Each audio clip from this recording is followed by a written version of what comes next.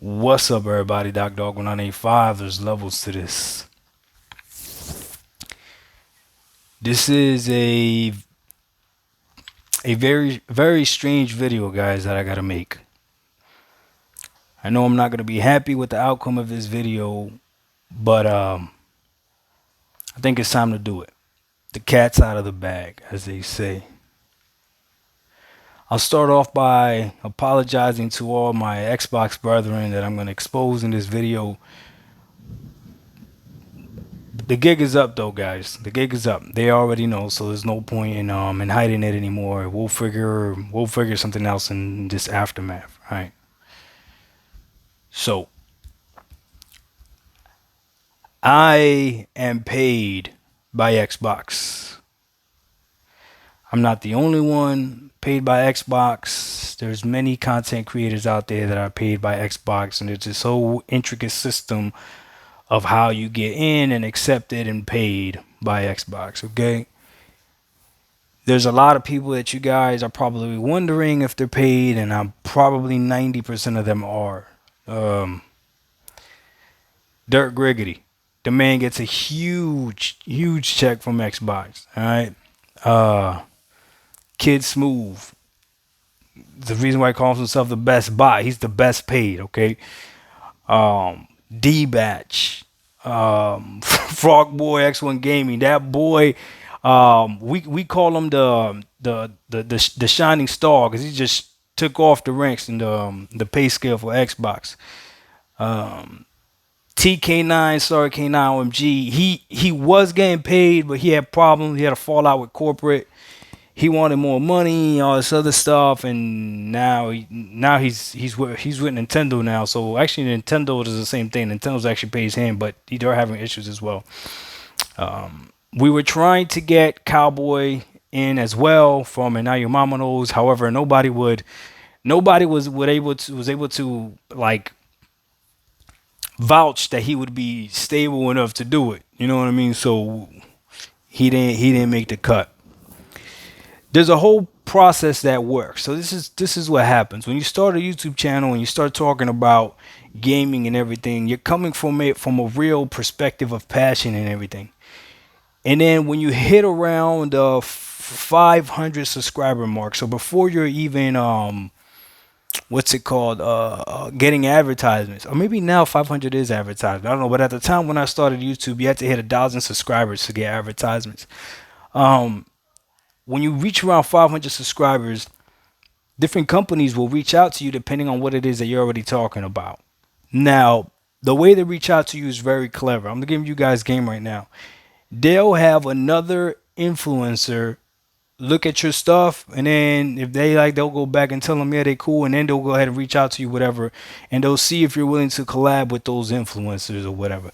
That's why you'll see some of these podcasts, right, will have smaller people, small channel people that you don't even know will hop on the podcast, and then that's how they get exposure and stuff like that. So that happens around the 500 subscriber mark, right before you get monetized, right? Like, I don't know what the threshold is now.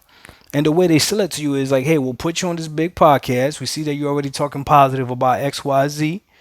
And, you'll get more exposure or whatever. Okay. Um, Once you hit that mark, right? Because that 500 and they put you on that one big podcast, whatever. For mine, it was, Dirk Gregority's podcast. So I gotta appreciate you brothers for that. Okay. I remember beginning on the Iron Lords podcast was too expensive. They didn't want to take the chance with me just yet, so we couldn't do that. Oh yeah, them boys are all paid too. Iron Lord podcast, all of them are paid too. But here's the deal. And I can't believe I'm actually saying this, but I know everybody gonna be mad, bro. He'll be alright. He'll be alright.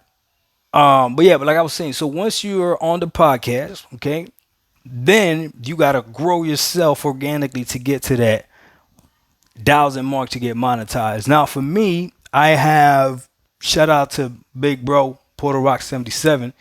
I had him in my corner, right? And even though we're different camps, blood is thicker than like he says RDNA too, whatever. So he had me on his podcast as well, which also gave me exposure. Maybe not the exposure that I wanted, because a lot of his fans are mostly Sony related, but it still gave me enough, and it got Sony fans also helped me to reach that 1,000 mark, right? Once you hit the 1,000 mark and you're actually monetized on YouTube, then they tell you to start your Twitter or whatever. Now I had already started my Twitter. My Twitter was, a little bit growing. Okay, all right. Hope you guys are writing this down if you want to do this. All right. But once you hit that threshold, then that's when they start presenting the money to you and they tell you how much you're actually worth to them and blah blah blah, because they figure out like how old you are, they can see what type of audience you bring in, about all that other stuff. And then they figure out what your price should be, and then you come to an agreement, whatever the case may be. Once you agree to a price, then that's when things get real interesting, because the type of content that you make shifts a little bit. Pay attention, guys. You guys will see. There's people's content. If they shifted a little bit, that means they went ahead and got the check. Okay. They send you this program. Okay. It's called the HTTAP. That's what it is. The HTTAP. Yeah, that's what it's called. You can actually Google it. Okay. Now, this program outlines, based on past experience that they've had just from years of YouTube and seeing different content creators, how far you can push a boundary before people start realizing that you're fake or not. All right. Now, it's completely up to you, the content creator, where you want to fall in, but it's all generated by numbers. So let's say you're someone that caps for Microsoft 1,000%, but you're still getting a lot of numbers, then you'll still be able, to raise your price a little bit more. If you're someone that can straddle the line and be considered a neutral, right? Or be considered someone that, has good takes on stuff and is fair, whatever, then that's a different, pot of money or whatever. But ultimately, they want you to have a lot of numbers and to be able to cap at a high level, and then you get more money. So for some people, it's a little bit more difficult. Some people, as soon as you start capping too much, the audience can realize that you're capping a lot, and they just leave you by the side. So if you Google the program already, the HTTAP, okay, trust me, we all got it. I used to have a study session, study notes I used to share with Dirt, because Dirt had gotten it a long time ago, and he hooked me up. It's called How to Trick a Pony, okay?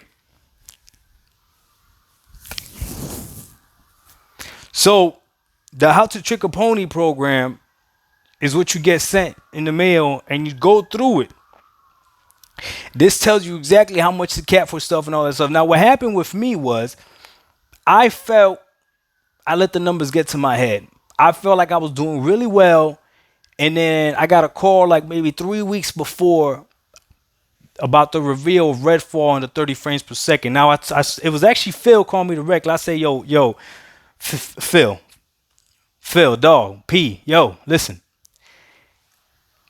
If you want me to talk positively about Redfall and this 30 frames per second, you gotta give me more money, because I know how this backlash is gonna happen. Now, remember, there was some people that actually tried Redfall earlier, didn't mention anything about it running subpar. They got paid good money, but then they saw the aftermath, because that's the other thing. You can't lose too much credibility, because then it makes you look bad. So I knew that if I was gonna cap for Redfall and I was gonna lose credibility on my channel, I knew I needed a bigger bag.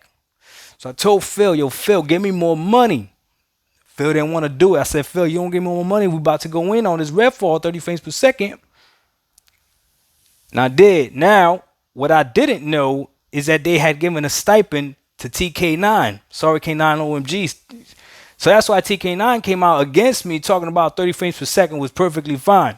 A lot of people asked for that money, for the Redfall 30 frames per second money, and a lot of us didn't get it, and we were mad, right? So you see a lot of people, everybody saying, it's a L, it's a L, it's a L, it's a L, it's a L. Ask yourself why Starfield at 30 frames per second is not a problem, though. Microsoft got smart and paid up. I didn't make none of that money because I made my bed with Redfall. You know what I'm saying? So there's levels to all of this, man. So, video, I don't want to make it too long, but just so you know, there are no real Xbox fans. Everyone is getting paid to promote Xbox.